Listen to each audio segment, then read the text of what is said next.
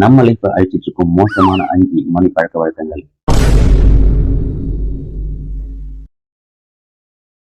Bad மணி habit. இந்த 5 பழக்கம் நம்ம கடைபிடிக்கலன்னா நம்ம லைஃப் ஒரு கடன் டாபிக்ல கண்டிப்பா மாட்டோம். நானும் இப்படிதான் என்னோட லைஃப்ல இந்த 5 விஷயத்த ஃபாலோ பண்றதுக்கு முன்னாடி ரொம்ப ஸ்ட்ரகிள் பண்ணேன். Money problem. இப்போ அந்த 5 பழக்கத்தை கடைபிடிச்சு ஆரம்பிச்சதுக்கு அப்புறம் என் லைஃப் இம்ப்ரூவ் ஆக ஆரம்பிச்சது. அந்த 5 மணி ஹேபிட் என்ன அப்படின்னாக்க,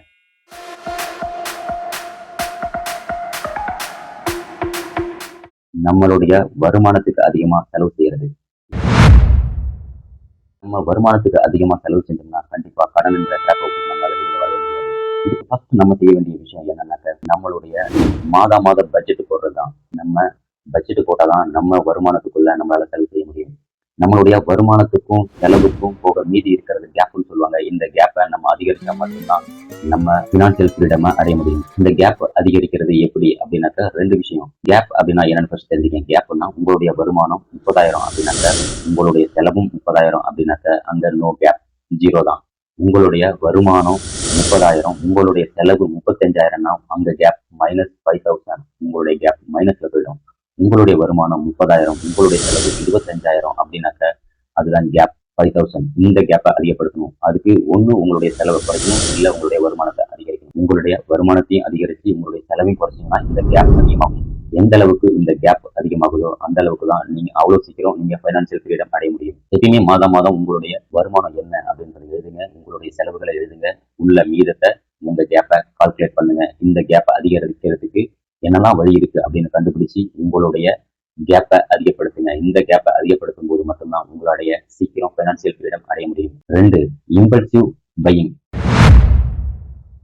ஒரு பொருளை தேவையே இல்லாம வாங்கி குடிச்சிட்டு இருக்கோம் வீட்டுல, எதுக்குன்னு தெரியாது.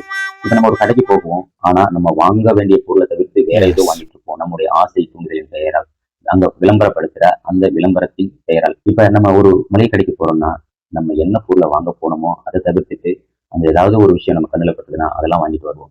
நீங்க இந்த ஒரு விஷயத்த ஃபாலோ பண்ணீங்கன்னா உங்களுக்கு இது பெட்டரா இருக்கும். நான் இதை கடைபிடிக்கிறேன்.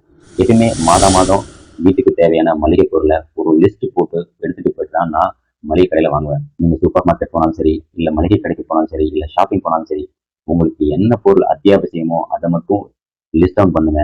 அந்த பொருளை மட்டும் கடைக்கு போயிட்டு வாங்குங்க. அதை தாண்டி எந்த ஒரு பொருளையும் வாங்காதீங்க உங்களுடைய இம்பல்சிவ் பையினால.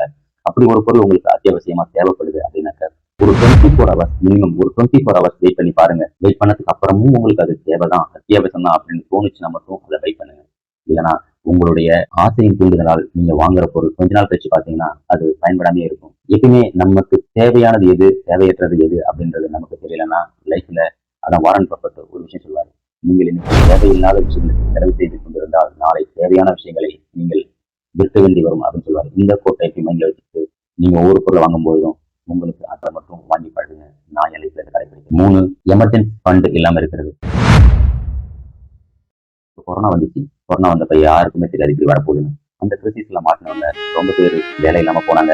வேலை இல்லாதப்போ எப்படி சமாளிக்கிறதுன்னு தெரியாம ரொம்ப கஷ்டப்பட்டாங்க. இந்த மாதிரி நம்மளுக்கு எதிர்பாராத வர ஒரு விஷயங்களை சமாளிக்கிறதுக்காக தான் இந்த எமர்ஜென்சி ஃபண்ட். எனக்கும் இந்த எமர்ஜென்சி ஃபண்டுன்னா என்னன்னு தெரியாம இருந்தேன். இப்போ என்னுடைய ஃபர்ஸ்ட் ப்ரியாரிட்டி எமர்ஜென்சி ஃபண்ட் சேர்க்கறதா ஃபர்ஸ்ட் கோலா ஃபிக்ஸ் பண்ணி அதுல தான் நான் முதலீடு செஞ்சுட்டு இருக்கேன். எமர்ஜென்சி ஃபண்ட் உங்களுக்கு எதிர்பாராத விதமா உங்களுக்கு எந்த ஒரு எதிர்பாராத செலவு வேணாலும் வரலாம் லைஃப்ல.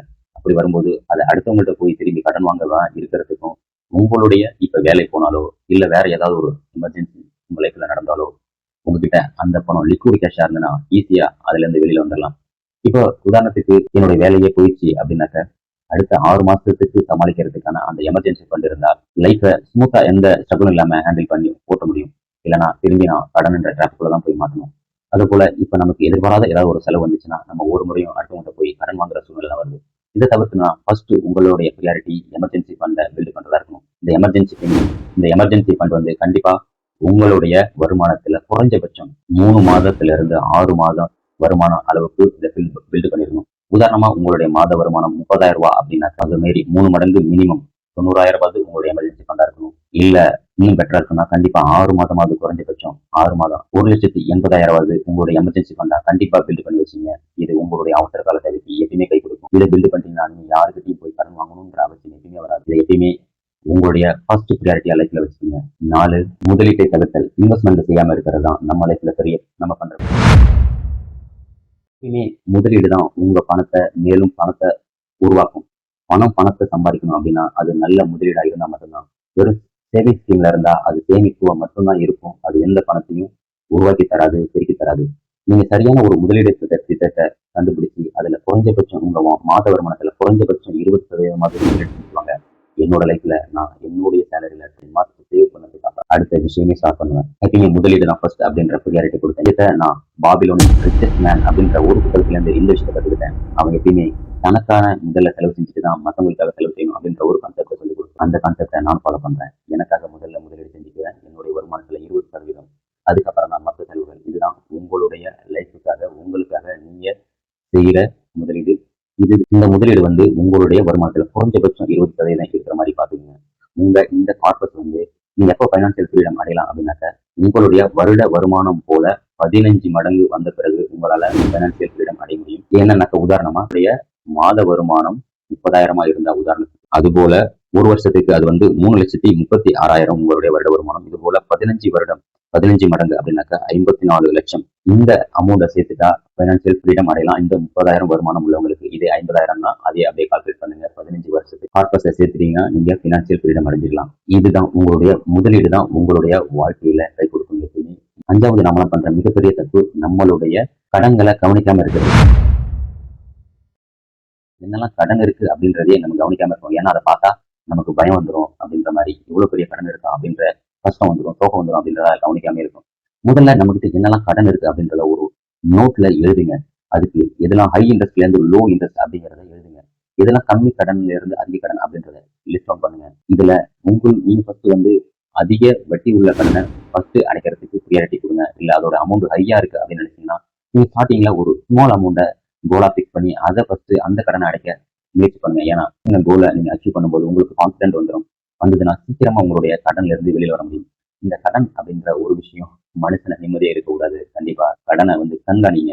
கண்டிப்பா 6 மாசத்துக்கு ஒரு முறை உங்களுடைய கடனை ரிவ்யூ பண்ணுங்க. 6 மாசம், இப்போ ஜனவரி மாசம் நீங்க கடன் எவ்வளவு இருக்கு அப்படின்னு கால்குலேட் பண்ணி எழுதுனீங்கன்னா அடுத்த 6 மாசம் கழிச்சு அதை ரிவ்யூ பண்ணுங்க. அதுல எவ்வளவு கடன் அடைச்சிருக்கீங்க, எந்த கடன் அடைச்சிருக்கீங்க அப்படின்றத. நீங்க கடனை கால்குலேட் பண்ணாம வெறும் வட்டி மட்டுமே கட்டிட்டு இருந்தா உங்க வாழ்க்கையை வட்டியே சாப்பிடும் கடைசி வரைக்கும். எப்பயுமே கடனை வந்து கணக்கு பண்ணுங்க. அதுல அதிக வட்டி உள்ள கடனை முதல்ல அடைக்க முயற்சி செய்யுங்க. அதை முடிச்ச பிறகு அதுக்கு கம்மியான வட்டி உள்ளதை அடைக்க முயற்சி செய்யுங்க. இதை நீங்க இப்படியே செஞ்சுட்டு வரும்போது உங்களுடைய கடனை ஈஸியா அடைச்சிருவீங்க. ஆனா நீங்க அதை கண்டுக்காம இருந்தீங்கன்னா உங்களுடைய கடன் சுமை ஒரு பக்கம் எகிரிக்கிட்டே தான் இருக்கும். எப்பயுமே கடனை விட்டு வெளியில வரனா அந்த கடனை கணக்கு பண்ணுங்க. அதை 6 மாசத்துக்கு ஒரு முறை அதை கண்காணிங்க. அந்த கடன்ல இருந்து எவ்வளவு அடைச்சிருக்கீங்க அப்படின்றத உங்களுக்கு நீங்களே ரிவ்யூ பண்ணிக்கிட்டாதான் உங்களுக்கு எவ்வளவு கடன் இருக்குன்றது தெரியும்.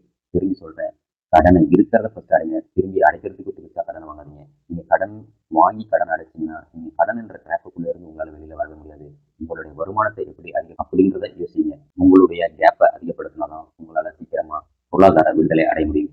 இந்த 5 பழக்கம் இருக்கிறதுக்கு முன்னாடி என் லைஃப் வேற மாதிரி இருந்தது. இந்த 5 பழக்கத்தை கடைபிடிச்சதுக்கு அப்புறம் நான் என்னுடைய பினான்சியல் ஃப்ரீடம் அந்த கோலை நோக்கி நடந்துட்டு இருக்கேன். என்னுடைய ஸ்டெப் பை ஸ்டெப் இந்த லைஃப் மூமெண்ட்ல இந்த லைஃப் குரோத்ல நீங்களும் ஒன்னா இணைந்து என்னோட பயணிச்சீங்கன்னா கண்டிப்பா நம்மளும் பொருளாதார விடுதலை நோக்கி கண்டிப்பா அச்சீவ் பண்ண முடியும். அதற்கான எனக்கு தெரிஞ்ச என்னுடைய நாலேஜையும் எக்ஸ்பீரியன்ஸையும் உங்களுக்கு ஷேர் பண்ணது உங்க கூட இதுல ஷேர் பண்ணிக்கிறேன். எனக்கு தெரியாத விஷயங்களை உங்ககிட்ட இருந்து கத்துக்கிறேன். இந்த விஷயத்துல ஏதாவது நீங்க ஃபாலோ பண்ணீங்கன்னா இதுல கமெண்ட் பண்ணுங்க. இல்ல நீங்க எந்த விஷயத்துல ஸ்ட்ரகிள் பண்றீங்க அப்படின்றதையும் கமெண்ட்ல சொல்லுங்க. நான் உங்களுக்கு ஹெல்ப் பண்றேன். உங்களுக்கு இந்த சேனல் பிடிச்சிருந்தா என்னுடைய நாலேஜ் உங்களுக்கு யூஸ்ஃபுல்லா இருந்தா ஏதாவது ஒரு விஷயம் உங்க லைஃபுக்கு கனெக்ட் ஆச்சுன்னா உடனே சப்ஸ்கிரைப் பண்ணுங்க. என்னோட ஃபாலோ பண்ணுங்க. உங்களுக்கு